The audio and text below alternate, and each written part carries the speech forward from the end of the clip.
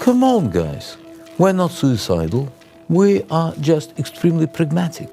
Europe doesn't have enough nuclear power to fight us. So you'll be expecting America to fight for you.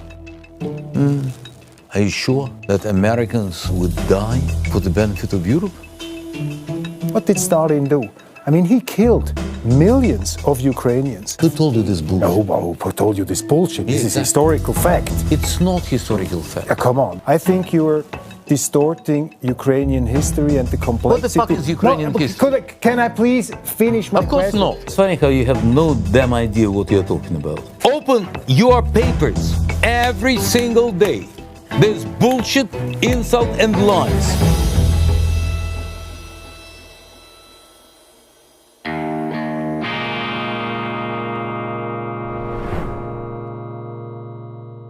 Vladimir Rodolfovich, welcome back again to the second part of our never-ending philosophical conversation. I appreciate your time, and well, we covered a lot of stuff, but there are still some questions left I have to ask the most famous and infamous propagandist of Russia. First of all, how many hours a day you sleep?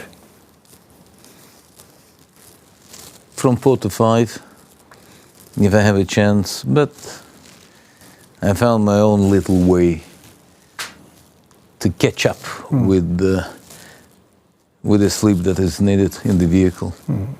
We're recording this session now after you had a busy work day. In the morning, your programs, then we met, then you had your evening shows. You do it every day, hours and hours. What drives you? What is your ultimate goal? Well, first of all, I love it. I enjoy it tremendously. What exactly do you enjoy? I enjoy talking to people. I love people. I'm extremely interested in people. Well, I'm fascinated with people. And I think that politics is probably the last Shakespeare-style emotions that do exist in this world. Only politics. Everything else is nothing. It's so tragic, it's so intense, but it's incredibly fascinating. Do you actually like human beings? Because after the I first... love them. Except when they're European. No, come on, don't be... it's such an ugly stereotype of yours.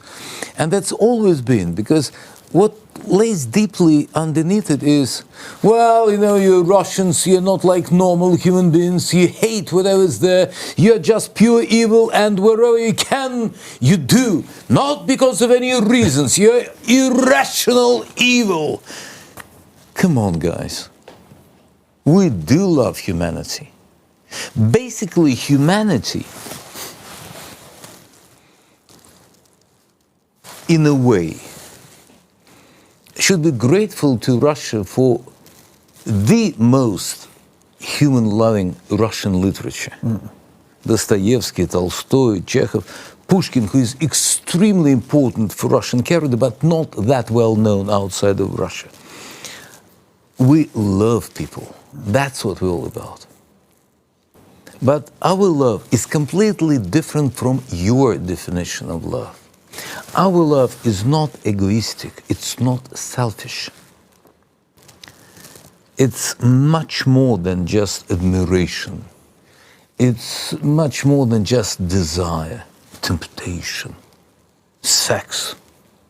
It's much more than that. That's why if we're friends, we're friends. We'll give you everything.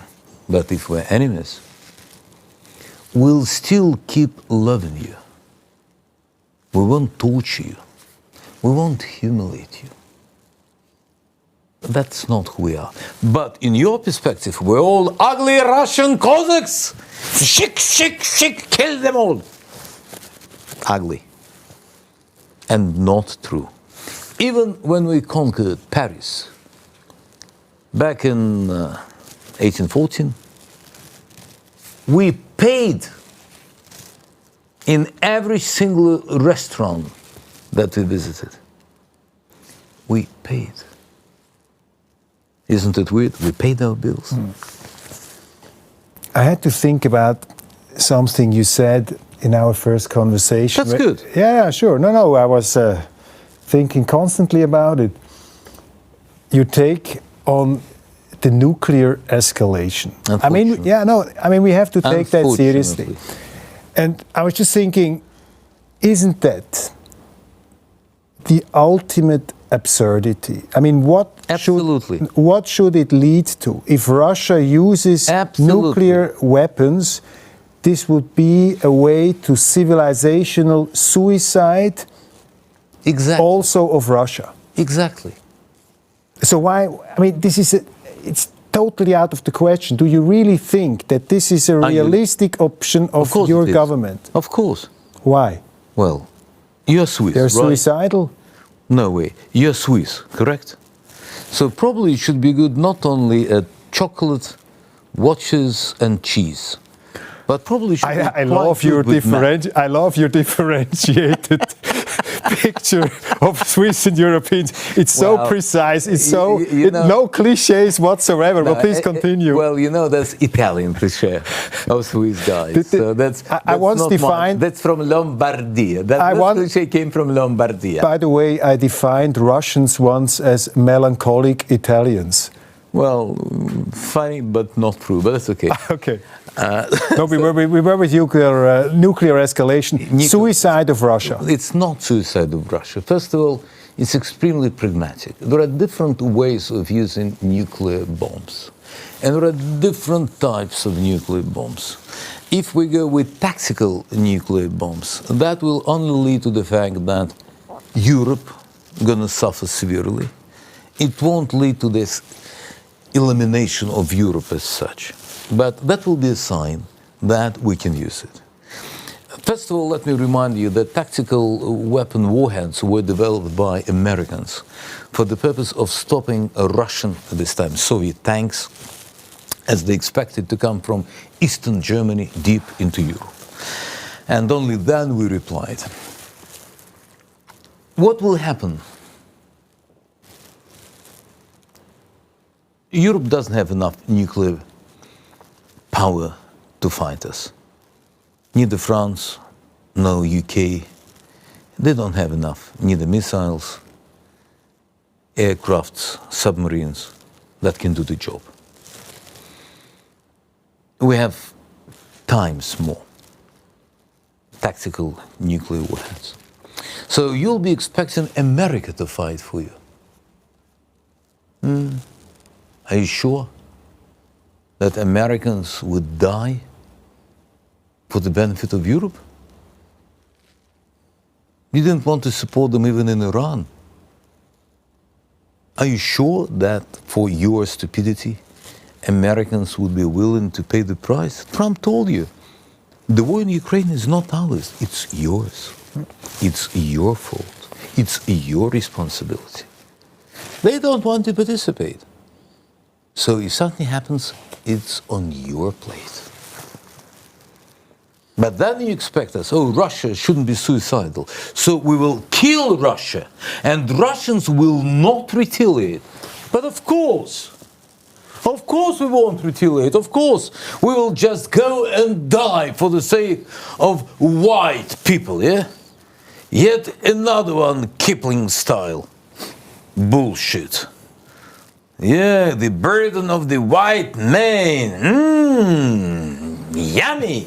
So there are 500 million Europeans that will go and rape Mother Russia, will take all the treasures, will demolish it, and will say, but you Russians, you shouldn't destroy us with your nuclear power. Come on, guys. We're not suicidal. We are just extremely pragmatic. If you think that you can come into our country with your weapon, with your people, and think that we're going to fight you the same way we're fighting Ukrainians, you must be nuts. No way. We'll destroy your military capabilities, your military installation, with whatever force we can. If you will not understand, after we use tactical nukes, then we'll get back to much more powerful solutions. But theatricals aside, is that really a responsible position to take? Because you don't know the ultimate risks. We do know ultimate risk. We calculate. And you risk, you risk the destruction of Russia. I mean, you speculate that the Americans will not interfere. We know that they will not. We know exactly that they will. Where do you know that from? Because they understand that in case they will have to fight for Europe, they will be under imminent threat of being completely destroyed by Russia.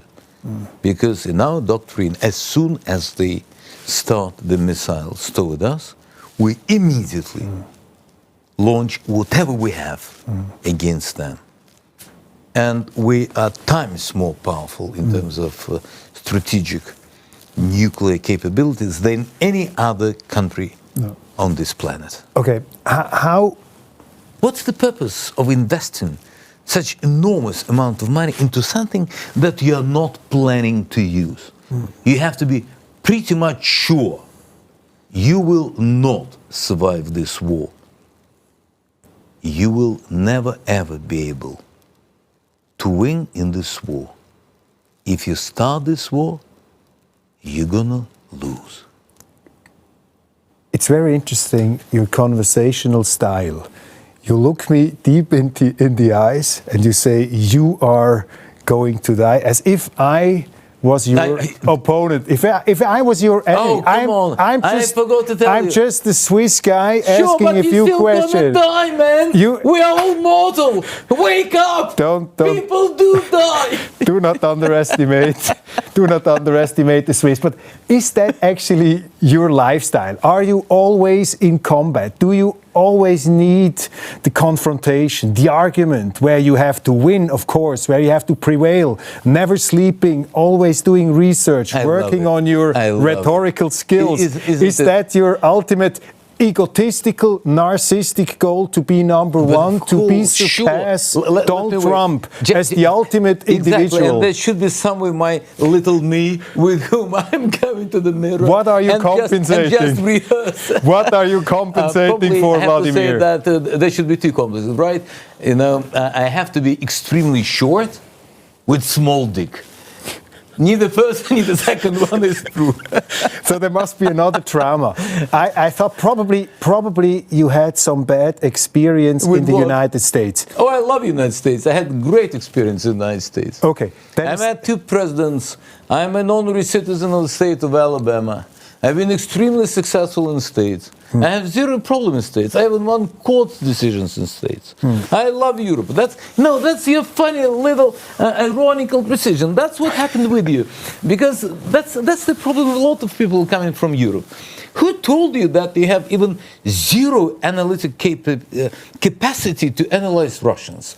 Long time ago, there was little funny guy, Sigmund Freud, who suddenly decided that he's not just a great specialist in optics and in eye doctor, but probably he can go into psychoanalyst. And there's no one, even single case where he actually cured anyone. And after he worked with a couple of Russian clients, actually all of them were Jews by nationality as well as I'm, he came up with this great idea of ambivalent Russian soul. That's so cute. Usually when there's something you cannot understand, you find funny terms to describe it in the way that no one else would understand it as well. There's nothing to compensate. Absolutely. I'm not fighting. You're not fighting. Absolutely. That's the funniest way. This is the charmer's mode we are now in. I'm not fighting. I'm not even eager to fight. We're all pursuing the truth. Unfortunately, we're in the stage when we feel, as I told you before, betrayed. We feel that suddenly you guys decided to forget history. You have zero respect to our history. You have zero respect to our Who is you when you're saying you? Not Europeans as such. Every time when I'm speaking with you, I'm speaking through you to the European leaders. If you want to discuss the compensation of little egos, look at all those Baltic states. Look at the story of Kaya Kallas. She was born in a very highly ranked Soviet family. She came from the top-notch Soviet officials. So she betrayed her past. She's not willing to discuss it. Look at Zelensky. He's the guy who came up from very ordinary Jewish family, Soviet Jewish family. And he betrayed his Jewish roots. Because now he's worshipping the worst enemies of Jewish people, Nazi criminals. Look at most part of European political leaders. They either with drugs, child-free. They all have problems. They are the one to compensate. I have nothing to compensate. I love my job. My people love me. Some of them hate me. That's normal. I have a great family. My mom is alive, my dad is alive, and they're proud of me. Before we go into a historical analysis of the term Nazi, I have to ask you another thing, which occupied me constantly after the first part. You were saying you, speaking through me, looking through me to this ensemble of European leaders. You said, you Europeans, you have no values, you have no culture, you have betrayed your tradition, you have betrayed your beliefs. Oh, that's good. Everything. I learned it by heart. So let me then, Wladimir Rodolfovich, ask you one question. Sure. If that is so, why do rich people, well-off people in Russia, all of them, most of them, a lot of them, have houses in Europe? Used to have. Yeah, but because of the absurdity of the sanctions, yes, some the of them, is quite easy. But I mean, nature, Mother Nature. But that means that what you're saying now is understandable from your position. But of course, it's historically inaccurate because, like 7 years ago, you would have told me a different thing. No, I won't tell you the different thing. You must be fascinated by the European... You don't listen to me carefully, right? Okay. Unfortunately. You betrayed your values. In the last, 3 years? 30. Probably 25 to 30 years. Come on, but you traveled to Europe the last 10, 15 years. Exactly, and I will. And Italy? Do you think Italy betrayed its values? Italy is finally Catholic state. At least some religious roots are there. But Giorgia Meloni... Giorgia Meloni, vergogna della razza umana. Giorgia Meloni. But, okay, do you think it's an effective communication style to insult everybody all the time? Why you consider Is that the expression of your love to humanity? Why do you consider it's an insult? She thought it's a great way to communicate because she responded to me. When I was criticizing the Italian government for what they did never Italian people, no one ever paid attention. But when I started expressing my feelings toward Giorgia Meloni, nazista vero, fascista vero, and that's not my words, that's her words. Back when she was 18 and she made an interview with French TV station. And when I used this great word, puta, all Italians decided that it's a rude word and that it's going to puttana. But puta doesn't exist in Italian language, but in Russian language there's a great word, putanitsa. Yeah. That means a person that misses everything, mixes everything. Yeah, okay. You see, so that was not rude, but Italians decided that it must be rude. And I'm just a journalist, but when Italian ministers, when Italian president calling our President Putin worse than an animal, worse than Hitler, using awful words. No one is trying to say, oh, how could they? But do you think, honestly... Yes, it's an effective way of communication. It's an effective way of communication. Very. Honestly, and you think this is... I mean, what does it lead to if everybody insults everybody? Guys, why don't you then wake up? You started insulting us from 2014. Open your papers every single day. There's bullshit, insult, and lies.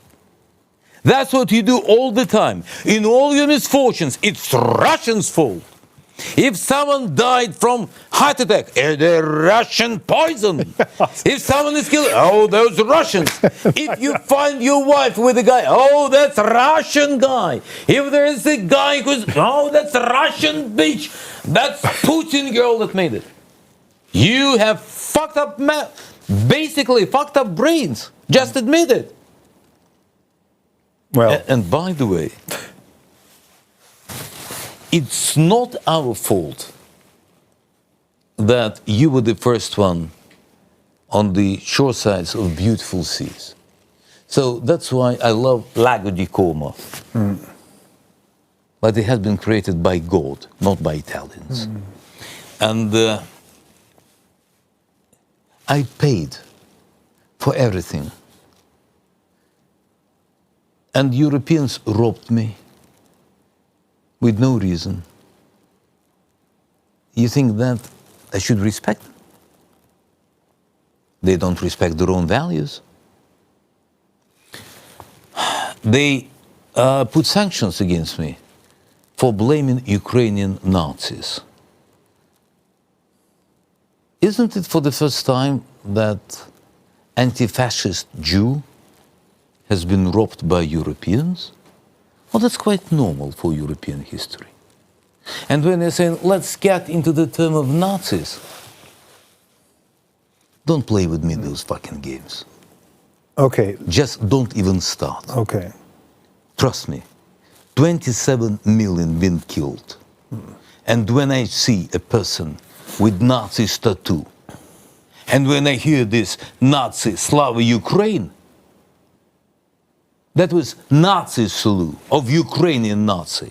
And when someone is trying to tell me, well, come on, Bandera and Shukevich were not that bad, yeah, fucking right. Don't tell me this bullshit. Let's talk seriously about Nazis. In 2022, there was a memorandum of Israeli historians. I think about 300 signed it. And they said Russia's use of the words genocide and Nazi in relation to what happened and what happens in Ukraine is a distortion of history, is a misuse of the Shoah, of the Holocaust. Who the fuck are they to tell us that? There were 6 million Jews killed, and there were 27 million Soviet people. Is their blood is more sacred than ours? Out of the 6 million Jews that have been killed, how many of them were of Soviet citizenship? Who saved Jews of this world? Soviet soldier. How dare those people tell us what is right or wrong? Do they have the right? Are they almighty? They are saying that Melnik, they're saying that Bandera and Shukevich, they are saying that they're Nazis. They remember what Babi Yar is about. And when they were coming into Kiev, and they decided to visit Babi Yar, and they had to pass through the streets named by the killers of my people. What do they know about our suffering? Yes, 6 million of us been killed. I am Jewish, but I am Soviet Jew. Israel exists thanks to Soviet soldiers and to Stalin. And that's why the victory of Soviet people is a religious holiday in Israel. But when someone is trying to tell me of what Russia does and what is right and what is wrong, let them come with me to Kursk. And when they see now kneeling Zelensky for the rebuttal of Melnik, they issued a statement, Jews, right, in Israel. Oh, it's so bad, it shouldn't be right. That's not, we feel sorry that it's done by Zelensky. Genocide. Jews do not have any priority on deciding what is genocide and what is not. Yes, we suffered from genocide as Jews. Irish people, have they suffered from the genocide by English in the 19th century? People of India, have they suffered from genocide? People of Armenia, have they suffered from the genocide of Ottoman Empire? And when I asked the ambassador of Israel into Russia a long time ago, why don't you admit genocide of Armenians in Ottoman Empire? He told me, well, politically it's not right. Politically it's not right. But when German council is stating that, it's hilarious to hear about genocide of Russian in Donbass. When fucking German politician opened his dirty mouth to say that it is funny, Russian and genocide in one sentence, what kind of response do you think he will get from us? Why do you raise your voice? Is that an expression of a strong argument, or do you want to intimidate the guy who asks the question? I'm just trying to knock through your emotions of superiority and to get you to the realistic scale of the tragedy that we're all facing right now.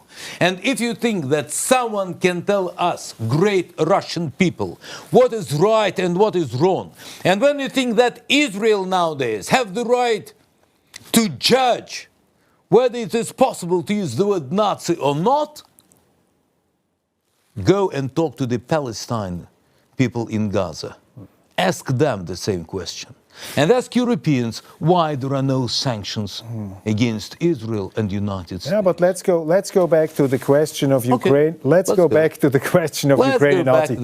Ukraine, the history. You are much more an expert than I suspect, but there is one thing is clear.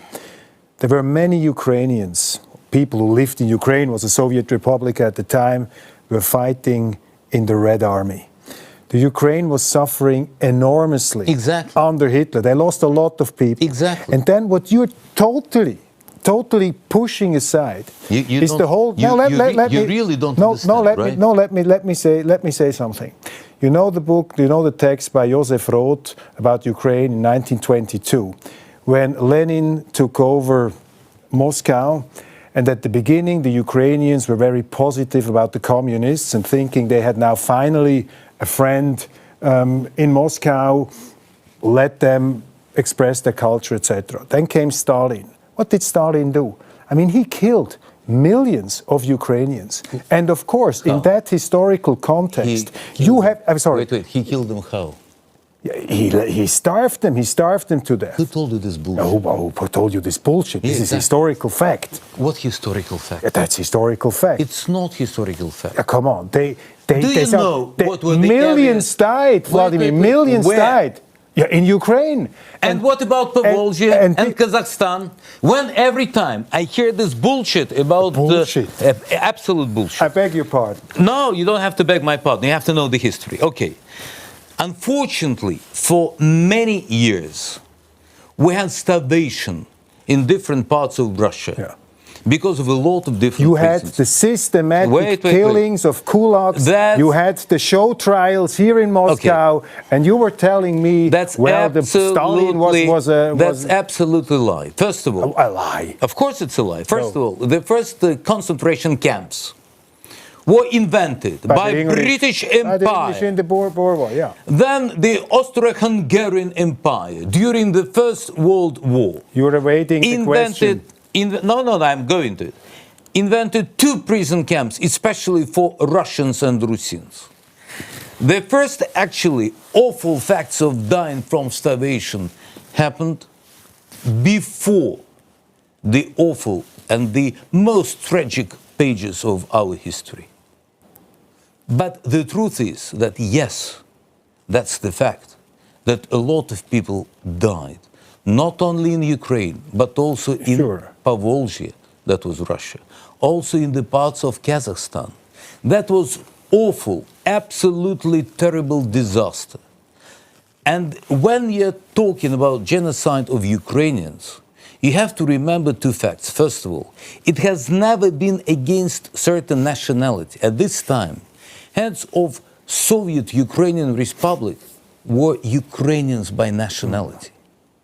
And people who were dying, and that was absolutely tragedy, all over Russia, all over Ukraine and other parts, they were not dying on the basis of national reasons.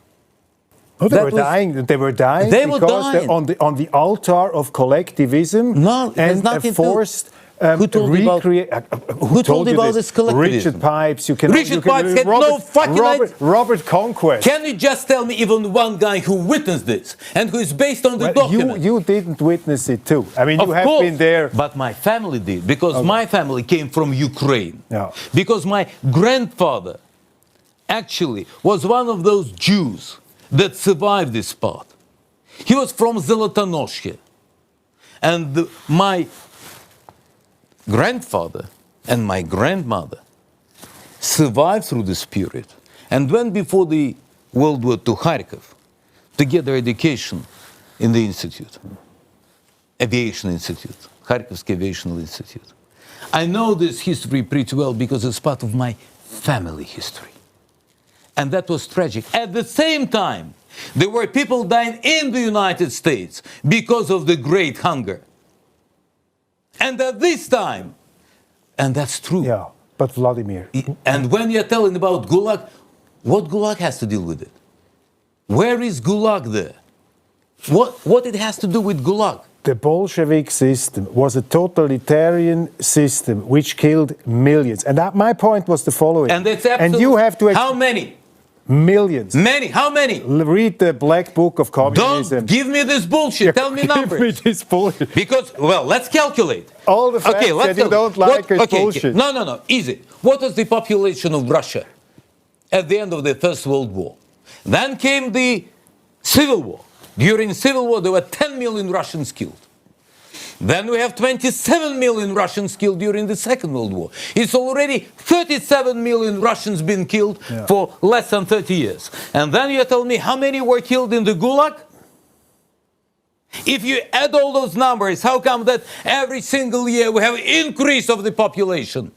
Why don't you ever put mathematical brains into this historical bullshit? Have you ever heard the name of Solzhenitsyn? Alexander Isavich Solzhenitsyn, yet another little guy with zero education, who passed the war, who became well-known author, and who, thanks to Fadeev, managed to publish his world-famous story «Один день из жизни Ивана Denisovича», who spent some time, and then who never worked with actually enough archived documents because he never had an access to them, and then he made his fortune and his way into the literature. Well, I know exactly who the hell is here. Show trials in Moscow, forced starvings, killing of kulaks. My point. Let me finish my point. Killings? Let me finish my point. Let me put it this way. You said you like to listen to people. Cut this bullshit. How many people at this time were hanged by Ku Klux Klan in America? How many people were killed by? We're talking about the same period of history. How many people were killed by Nazi Germany?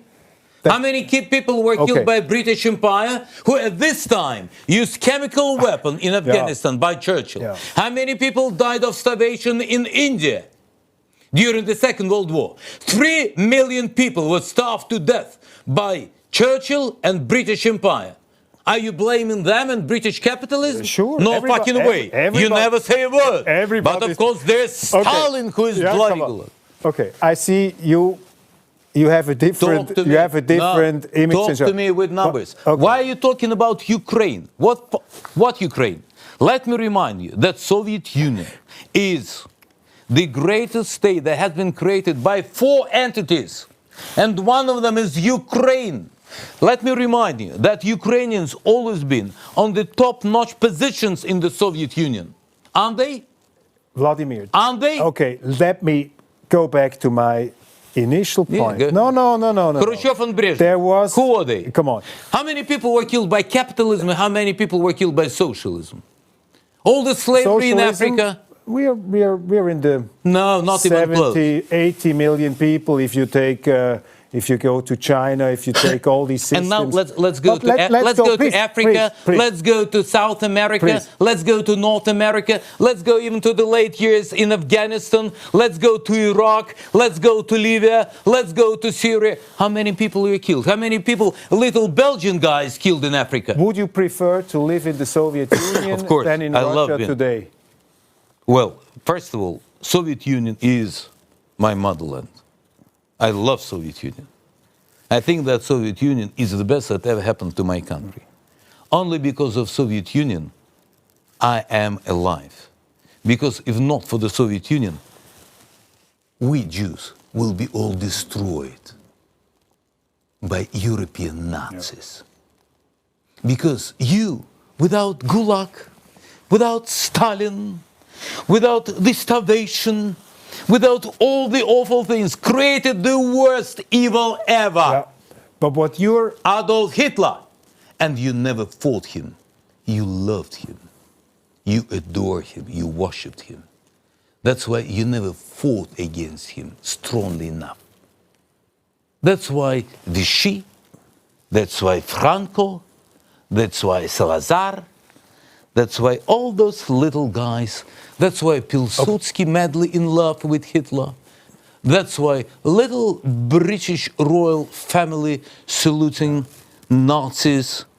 Okay, it was During Stalin and Molotov who made the contract with Hitler. They were the last one who made this but contract. still, you know, they when made the other countries made it, we were the last one to make it when you're trying to betray us, when you decided to give Hitler whatever he wanted, and when, unfortunately, you decided not to let Russian troops through Poland to help Czechoslovakia. You don't have to convince me that Russia, and this I say without irony, has made huge impact and benefits. They liberated Europe from Napoleon, they liberated it from Hitler. I don't dispute this. But what I dispute is the following.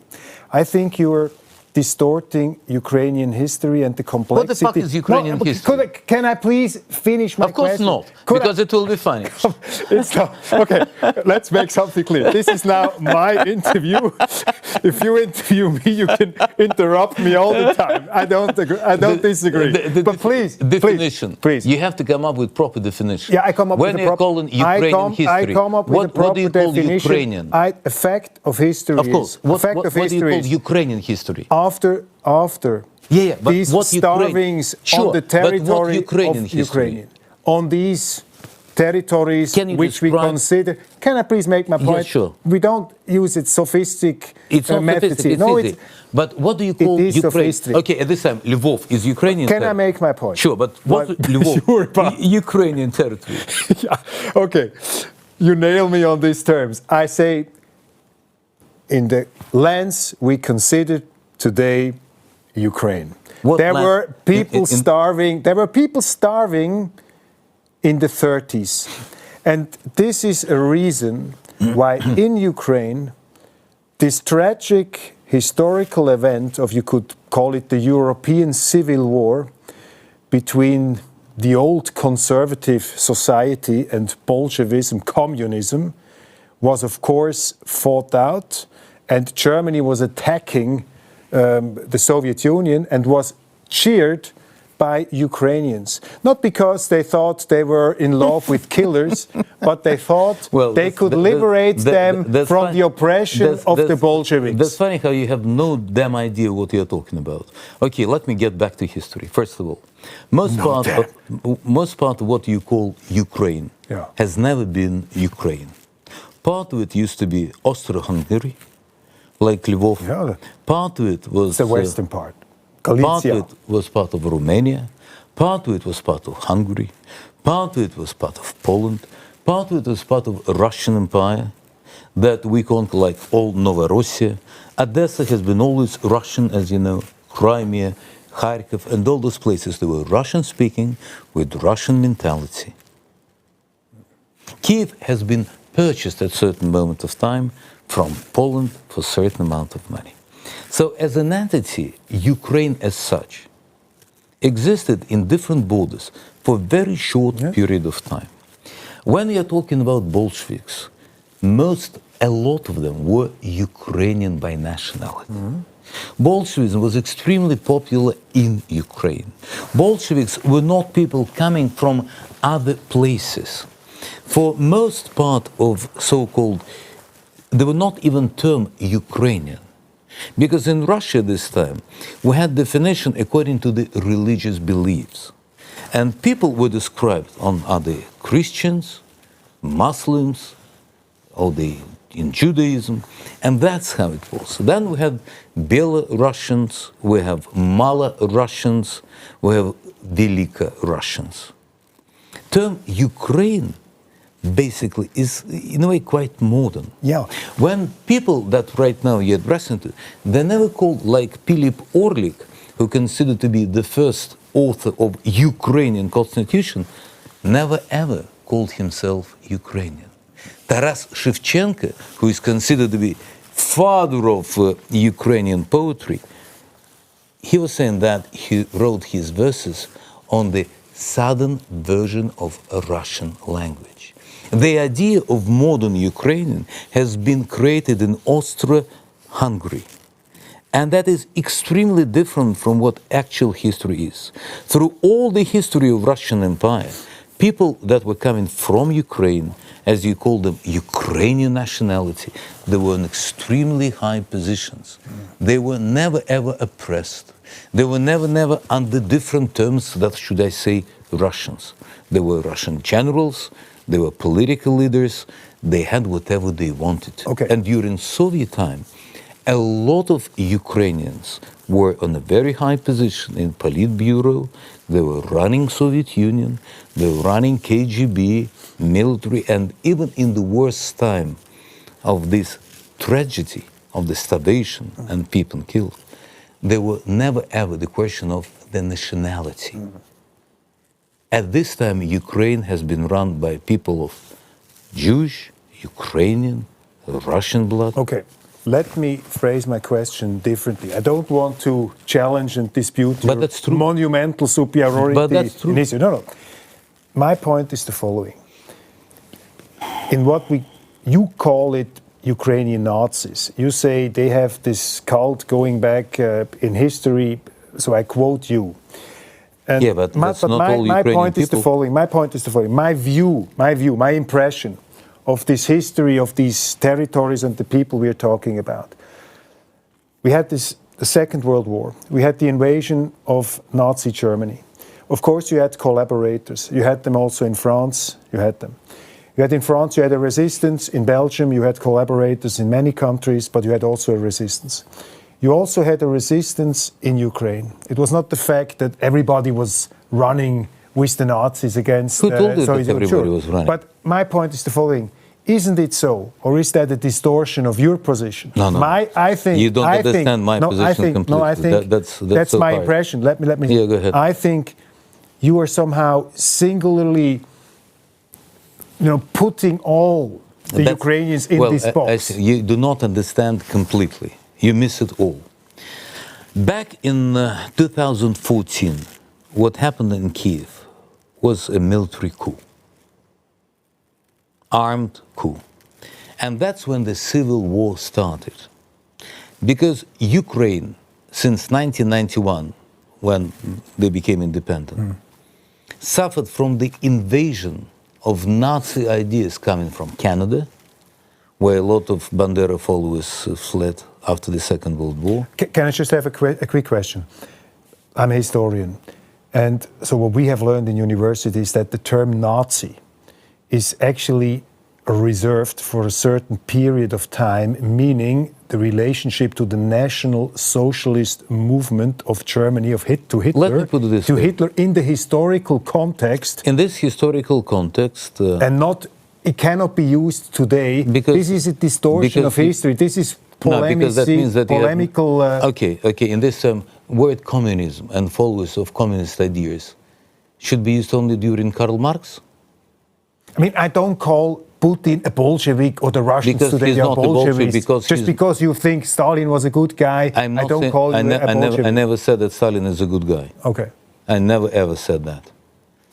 And the only thing that I'm saying that you should judge historical figures in the context of history of the time. I agree. When I'm using the word Nazi, it's extremely exact term. Those are the people that following ideas of National Socialism. In Ukraine, most part of people were against Nazis. There were enormous amount of people who fought in Russian army, Ukrainians. There were partisan movie. One of them was great Sidor Kavpak, who ran one of the biggest partisan entity ever.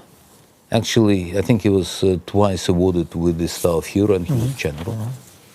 And that's what happened in 2014, when Donbass, where Russian people live, they said, we don't want people from Lviv and Ivano-Frankovsk with Nazi ideas, with Bandera and Shukhevich. But again, I mean, what I would consider legitimate is to say these are ultra-nationalists. They're not ultra-nationalists. In what sense do you define them as Nazis? Easily.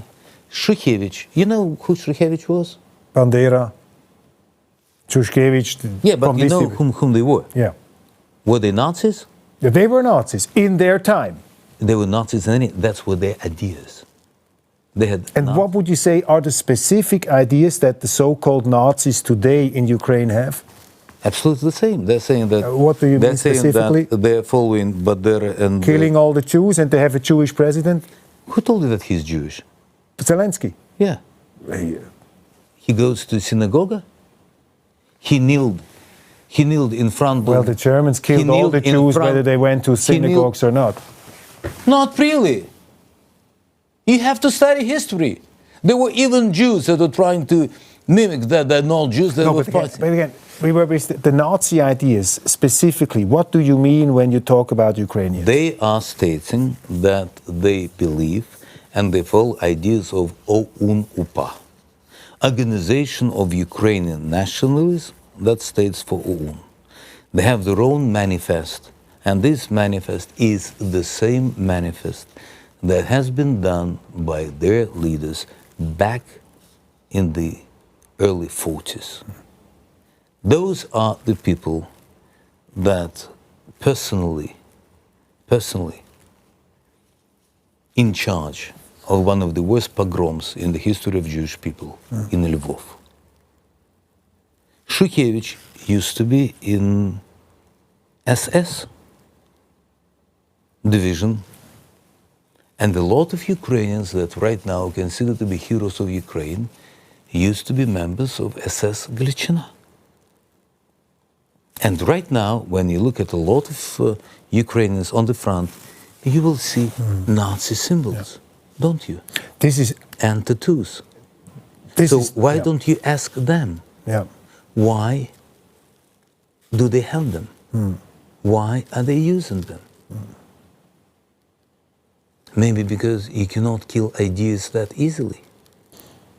Maybe because they have ideas of superiority.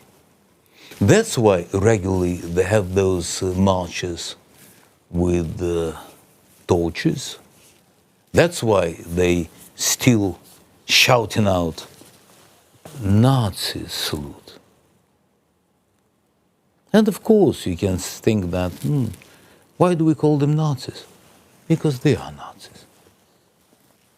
The word Nazi in today's usage is often used as a, polemical, propagandistic word. I mean, everybody who is my opponent is a Nazi. No, not everyone. And I think, it's terrible what you're describing, these guys. That's not true. I totally agree. But the question is, National Socialism, Hitler, this was about dictatorship. It was killing all the Jews. It was conquering, Eastern Lebensraum, all this stuff. It was like killing all the opposition, putting them into camps.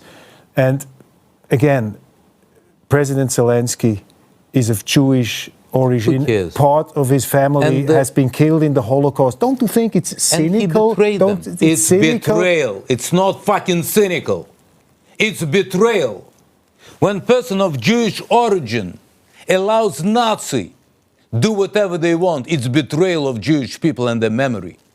When he's saying that Bandera and Shухevich were heroes of Ukraine and that Melnik should be buried in Ukraine, the one who's deeply in blood of Jewish people, that's what you call cynical. Don't talk with me about it. You will never understand me. Because I'm a Jew. I try to understand No, you. you won't. Sure. How many people of yours have been killed by them? How many members of your family were destroyed by Nazis? But I don't need to have this experience in order to understand and sympathize with your point of view. You can never empathize. You just don't understand. And you will never understand. Okay. Then I ask another. I can explain why. Okay. Because you're living in a very pure society where it's where there are no killings, where there are no mass murders. What do you know about modern day Ukraine? Have you ever heard about independent journalism there? Have you ever heard about Ales Buzina, who has been killed, and his killers were found, but they were never punished because they were Nazis? Have you ever heard about people that suddenly disappeared? Do you know how many priests are in jail right now? Have you asked whatever happened with Russian Orthodox Church in Ukraine? Have you ever asked yourself what happened with the political opposition in Ukraine? Have you asked yourself why people flew out of Ukraine and it started in 2014? Have you asked yourself who killed those people in Odessa? Have you asked yourself why did they start bombarding Donbass? They just didn't want to believe that Shухevich and Bandera are national heroes of theirs. Have you ever asked questions why Ukrainians are fighting those bastards? Why so many Ukrainians decided to fight against Zelensky? Have you asked this question yourself? Why Zelensky betrayed Russian language? Why he betrayed his grandfather? He used to come to the cemetery to kneel in front of his grave. No more. Don't call him Jew. He's Musser. He's a betrayal of our nation. Can I ask you, what then? And let me remind you, you wanted to ask me about why we're moving not fast enough and all the stuff about the war. Yeah, sure. We will come to that immediately. Sorry for taking your time so long. But one final thing on this topic, because it's important, and I thank you for your arguments. Denazification, which was a goal. What does it concretely mean in that context? I mean, what does it mean? You want to put all them into a re-education camp? Okay, you see, that's all started with you fucking Europeans hypocrites. When suddenly decided that Stalin and Hitler basically equal, and that Soviet Union is the same evil as Nazi Germany. And all of you little motherfuckers have just suffered because of those two tyrants that had this awful war in Europe. And you forgot about your betrayals, you forgot about how you actually grabbed all the property of Jews that were killed. There's great book. Denazification. What does it mean concretely? And then suddenly you decided not to see those little acts that came into the Ukrainian legal system. Denazification means a couple of laws that has to be adopted. First of all, Ukraine has to come back to its initial constitution and fundamental documents. And in their documents, they have to write down the rights of Russian language, the rights of religious communities, the ban of Nazi ideology. Basically, they have to come back to the decision of the Nuremberg trial. Would Russia do a Nuremberg trial in Ukraine for denazification? I'm not the one to answer this question. I have no idea. Okay, let's go to the other thing, which I didn't ask you in the first session. You're leaving tomorrow very early, so thanks again for your time. You're leaving again to the front. You're getting up at what time? In the morning, you're flying over. What do you expect to see there? The truth. Great Russian heroes fighting for the motherland and for Russians that are not willing to live under Ukrainian Nazis, that want to speak the mother tongue Russian language that is prohibited in Ukraine. And that Ukrainians, when they did it, Europeans never said a word. They'd want to go to the churches of their choice and not the one that Ukrainians decided to allow and others to ban.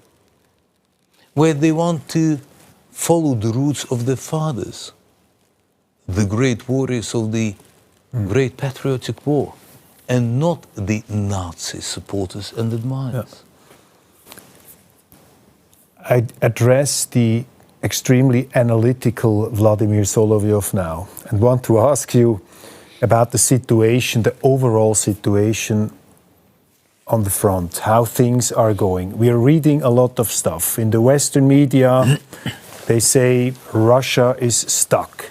Trump's former security advisor, H.R. McMaster, has said the tide militarily is turning against Russia. And your remarks about escalation, nuclear weapons, could be read as a sign of growing desperation that it's not going according to plan. How would you assess, honestly, the situation on the battlefield? First of all, I think that you have zero idea what's happening there. That's why I'm asking you. And when you're talking about the tide is changing, do you know what the actual situation of the front line is? I asked you. Okay. So tell me, what's your perception? How many Russians been killed? How many Ukrainians That's been what killed? I want to ask you. Okay. Since the beginning of this year, and let me get you some statistics to make it easier for you, we liberated 70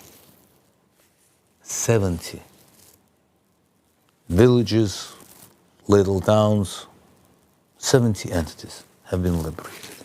1,561 square kilometers in 5 months. It's not a lot. It's the territory of London or a couple of states. But we liberated them. Since 2023, all the people that are going to the front line, they're going there by their own will. Excuse me? Going there by their own will. Yeah. They volunteer. Yeah. We don't catch them on the streets like animals, like Ukrainians do. Our army is an army of people that are willing to fight. That's their own will. They were not enrolled. It's their own will. They all volunteered. But they have to be compensated. Everyone has to be compensated. That's not a lot. But you know, there is not enough money to pay if you have to die. It's not correct when they write in the Western media that it's getting harder and harder to find recruits in spite of the bonuses they get.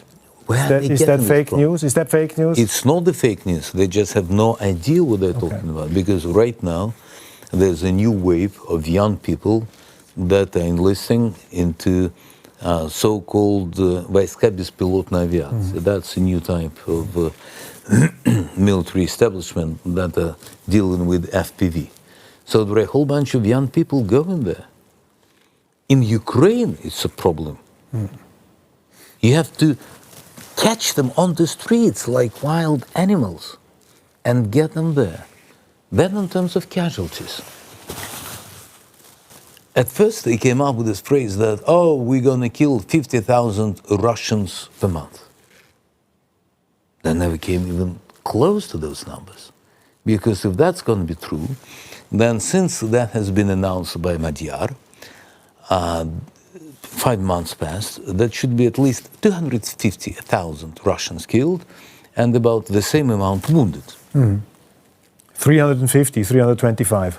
Or what's the number that they say in the... And that's stupid. Yeah. Because no army in the world will tolerate that. Yeah. And the whole Russia will be in graves.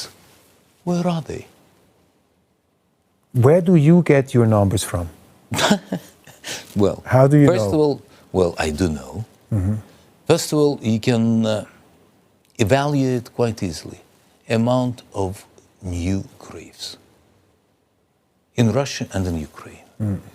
Then you can look at the even statistic, so-called excess death, comparing with the average in Russia and Ukraine. Then you just start thinking. Every time I go to the front line, I ask people, what's your casualties comparing with your enemies? And usually it's on one Russian soldier, 3 to 4 Ukrainian soldiers been killed. And then there's the easiest way. We have exchange of bodies. So, have you ever heard about the exchange rate of how many dead Russian soldiers has been exchanged for dead Ukrainian soldiers? Tell me. You don't know? No, tell me. Do you know or you don't know? I don't know. And why is that? Every time we exchange... Because I don't believe any numbers we have in our media. Now you're talking sense. No, you see? I mean, finally, Russian propaganda gets you. Cool, come on, my man. Vladimir, That's in war, all the sides to propaganda. The Ukrainian side, the Russian side. You see it. No, but again, so you say, so what is the overall casualty number? What do you think, or the death toll that Russia had to pay so far? Well, definitely it's not even close to the numbers that are given to the West. During every single war, as you know, it's quite... usually it's not officially announced and they won't be the one to tell you. But let me put it this way. According to the statistic that Ukrainians are dealing with on the base of officially published mortlogs, or martyrs, how you call them, there were more than 730,000 Ukrainians being killed. Mm. Ukrainian numbers that are given is about 60,000. Yeah. But I'm trying to get you the exchange of bodies that has been done in recent days. And I cannot find it. Too bad. But for the last time, since Istanbul, we gave to Ukraine 20,000 dead Ukrainian soldiers, and we got back less than 700 hours. But still, in our first session, you said, on my question, are you criticizing your president? You said, I criticize him every day because you would fight more decisively or more intensely, which I have to interpret that there must be difficulties on the front lines. No, they're not advancing enough, or what is your? No, what's the problem of Russia at the moment there? The difficulty is completely different. And the difficulty is that we're fighting against them as if we're implementing police operation. Mm-hmm. We're not using all our mighty weapon. We're trying to be extremely gentle. We're trying not to destroy civilians. We're not fighting like Americans or like Israelis, where they go and demolish everything. We don't do that. Mm. We could be much more precise and much more cruel.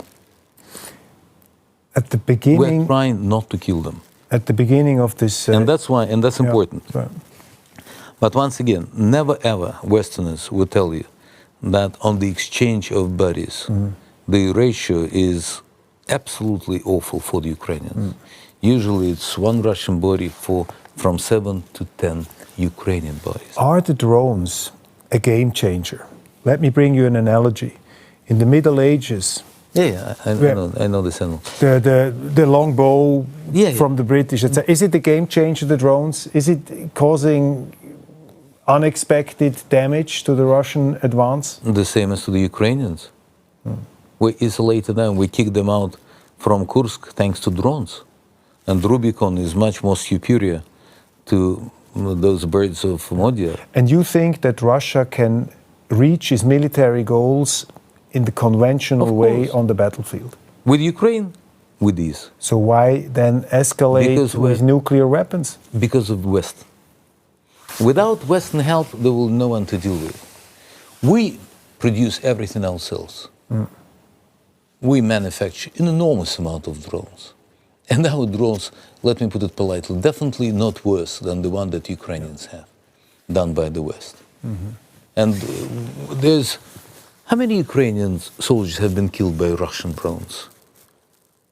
Just read Ukrainian publics, and they will tell you that it's awful, we cannot get this, we cannot do that. We can hit every single target in every part of Ukraine with our Gerань, with our different missiles, with different type of FPVs. Yes, it's 30 kilometers, 20 kilometers. We have them with the optical fiber. We have the same. War fatigue on the front, you see that? No. We are Russians. We'll live in war. Leadership, competent, good officers? Perfect. We have, well, the war is never the same. But a couple of military operations that were held by our generals, they will definitely make a history. They will definitely make a history. When we went all the way, you know this operation Patok went through the pipeline? You know the story? No. Amazing. Okay, so when Ukrainians decided to invade Kursk, and they thought they're going to succeed, finally, with our drones, and that was done by Rubicon, we completely cut off all the supply lines. And then suddenly they found out that we are behind the lines because our guys went through the gas pipe. Did you expect this whole military special operation taking so long when it started? Or No one ever did. There's not even one single war that has been predicted correctly. But you personally, I mean, from your feelings back then and today? My feelings, you don't want to hear my feelings. Okay. First of all, my feelings that West have no idea what's actually happening because they're based only on Ukrainian bullshit. And they don't want to think, they don't want to calculate, the same as with the Stalin murders. They never added numbers, never ever. That's why they're always wrong. Do you realize that with your perception of Russian economy, we should never be able to come up with enough artillery shells, with enough drones? Do you understand how many we manufacture? Because with your perception of Russian economics, that would never happen. Maybe there's something you do not understand about Russian industrial power. Do you understand how many Russians are willing to die for the motherland? You never estimated that. Maybe because you do not understand Mother Russia. Do you understand why when we fight, we are not getting tired? Because that's the way we live in. Do you understand why we're never tired of the war? Because we're fighting for the right cause. Do you ever ask yourself this really weird question? What historical time are we living in? And the answer you won't like. We entered the era of lone war conflicts. What do the soldiers you talk to, I'll speed it up, but it's really interesting. What do the soldiers you meet tell you about the enemy? I mean, the Ukrainians that are fighting, they're not the enemy. They're also fighting for a good cause, in their view. They never fight for the opponents. They never fight for the good cause. If they would fight for the good cause, they will go voluntarily to fight for. And the Ukrainians are not lining to go to the front line. They're trying to escape. How many Ukrainians fled their country? And how many Russians? Why is that? Why Ukrainians are not willing to die for the motherland? Why are they willing to go to Germany, to Poland, to UK, to the United States, of the age when they should fight? Why do you have to catch them to get them on the front line? Why are they not willing to die for the motherland and to fight for it? Because the cause is not right. But they're still holding through, in spite of what you're saying. No, they're not holding through. They're dying there. And they're afraid to get back because at home they will be killed. And because their families are terrorized. And when they finally, you know how many of them were killed when they were trying to surrender? And they were killed by their own people. I mean, you agree, we both agree that this is a terrible tragedy. It should never have happened this clear. Absolutely. Considering all the facts, all you know now, looking back in February 2022, was the decision of President Putin to use military force to solve the problems of Ukraine and Russia, this whole mess, with an invasion, was that a capital mistake? Was it a necessity? Was it too late? How would you assess the decision? First of all, it was too late. That's what Putin said himself. Then we finished the war with Ukraine in a couple of weeks. In Istanbul, it was all over. And then we started fighting you guys, NATO. Well, Switzerland is not part of NATO. We started fighting NATO. We're not fighting Ukrainians. You know how we kill enemies there? We kill them Немцы, Germans. We don't call them Ukrainians. Немцы. The other word you won't like to hear. But that's the way it is. We don't hate them. We hate you. So you're the one we're fighting with, NATO, not Ukrainians. They're just victims in this war. So, since I do not understand you, I just want to make sure that I understand this. You are saying that... Probably nowadays my English is not good enough. No, you were criticizing... When you had no better arguments before, you were criticizing the use of my vocabulary, which was a bit a sign of desperation. Yes, please do. Please fight back. And when you get back on your dictionary. Come on. I mean, it's never a sign of strength if you make fun of your interviewer. Of course. That's a great sarcasm, way to fight. Sarcasm. Of course, when you're losing, you start saying, oh, come on, that's not an honest battle. That never works, but I'm hurt. Why losing? I'm asking questions. I'm not in a ring fight with you. I'm not in a ring fight. Well, okay, I see. I underestimated you, of course. I underestimated you. No, the question, what was the question actually? Exactly, what was the question I wanted to ask you? What was the question I wanted to ask you? Yeah. I tried to find a positive word about Europe to conclude our conversation. Is there a politician at the moment in Europe who you would consider a sensible, a rational interlocutor, a partner, a potential partner, some silver lining on the horizon? The silver lining on the horizon for Europe is European people, not politicians. The problem of European political leaders is that they're no longer Europeans. In a way, should I say, they belong to George Soros, to Democratic Party of the United States. That's another conspiracy theory. Yes. To this Epstein Island, should I say? Oh, no, of please. Of course you hate this. Come on. Of course. No. Why am I using... I mean, this is now... Wait. Why am I using those trigger words? Quite easily. Look at the upbringing, where they all came from. They all came from, most part of them, not from the real life, not from the real people emotion, not from real experience like people before, like leaders before, like great leaders of Europe, like Chirac, like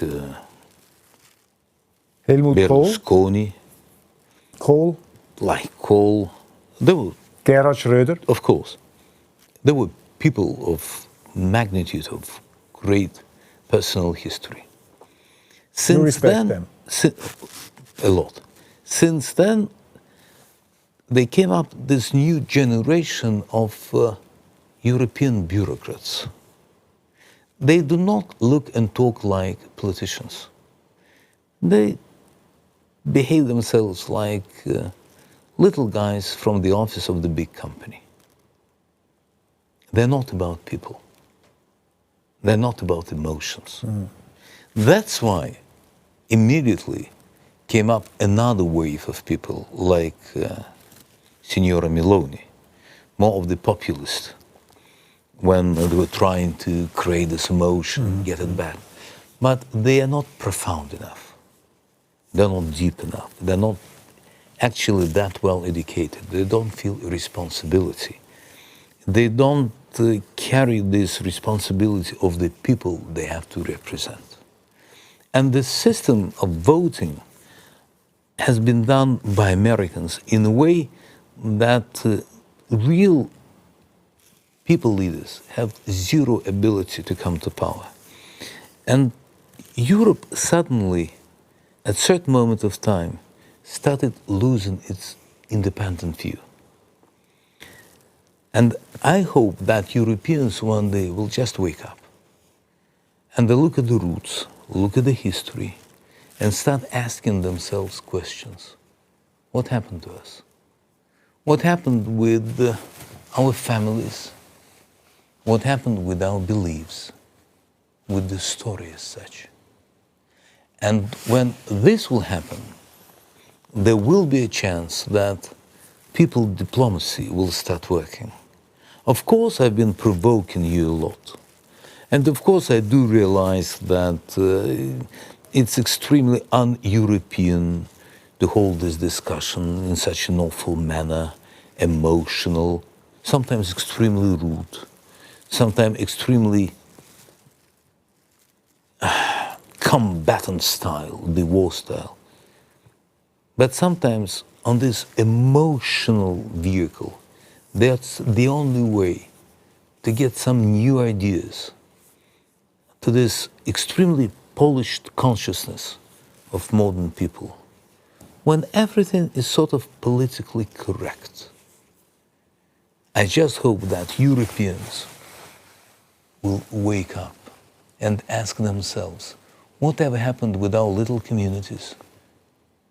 Whatever happened with our neighbors, with our beautiful little towns, with our nice little restaurants, with little shops, with these masterpieces that have been created in all those little companies, with those family businesses? Who are those people that suddenly live in among us? Why don't they respect our culture? Why don't they speak our language? Why they're not asking what can they do for the country where they live? Why they're asking what they can take from the country where they live? And when Europeans will start to respect themselves, their history, their traditions, their beliefs, they will easily find the language of friendship with Russians. Easily. I believe that this process you're describing, that they're waking up, that's in full motion. But let me ask you one final thing. It's really interesting to talk to you. The variety of tonalities that you have. I ask myself, I mean, you are an extremely influential opinion maker. You have an impressive body of work. You have the attention of millions every day. You're working tirelessly. And as I have researched, you're actually reading everything yourself. You don't have a team of researchers and artificial intelligence. You really are a public intellectual, one can say activist. And I ask myself, with the power you have, and I believe honestly that you want to enlighten the people, you are honest, you want to show reality, how it really is. But still there is a line, there are emotions. And in war times, there is the line between, you can say, enlightenment, patriotism, propaganda, we talked about it. But in the West, you're considered a demagogue. And everybody who stands in the public sphere knows it's possible to inflame people, to stir up emotions, especially if you have the gift of rhetoric and of intelligence, etc. Where is for you personally this line when you're standing in front of the camera where you say, Wladimir, I'm the guy who wants to put reality first, and I don't want to steer in a bad way, as we have witnessed it in the European history many times. You have mentioned it before. Germany was somehow hypnotized by these kind of guys who could speak brilliantly, who could fill the stadiums. Crowd, yeah. Everybody was fascinated. Some of the brightest politicians and academics went to the Berghof, to Hitler, and came back like they witnessed some guy. You are also a charismatic personality. So where is your personal line where you say, I don't want to fall into the trap of the guy who is seduced by his own power of the words? Do you have this line? Is that a question? I'm not a political leader. I'm just a journalist. I'm not pursuing any political career. And that means? And I'm not willing to. I'm just talking to people that are willing to listen. I'm not forcing them. I'm not trying to build my own career. You see, when people are calling me names, that's because they're weak. That's because they cannot withstand. You are also a great name caller, by the way. Because they cannot withstand arguing with me. If you have a point, you're more than welcome. Talk to me. But don't give me crap. Don't insult my intelligence. When you talk to me, talk with facts, not with opinions. Then we can sit down, we can look at the numbers, we can analyze, and we can come to certain conclusions. Maybe that's from my engineering background. It's a very good question that you asked. And I gave you an answer in the first part of our interview. Now, when at night you're going to bed, there's this tiny moment when you're falling asleep and your ego is already sleeping and your consciousness is not. What is sleeping? And at this time, your ego. Your ego is sleeping. And your consciousness is not. Yeah. And then this time, you have very, very silent whisper of God. And you know exactly whether you're right or wrong. And have you ever had the feeling you were wrong before Of course. the consciousness fell asleep? Of course. And this, when it happens, I'm trying to make my work on my mistakes.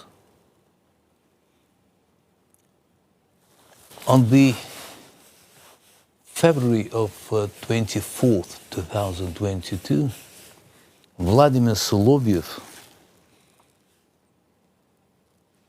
who loved Europe, America, cars, enjoyed Lago di Como and everything around it. He was a man of the world, died. And Wladimir Solowjow, who is a warrior and who is fighting for his motherland, started living in the same body.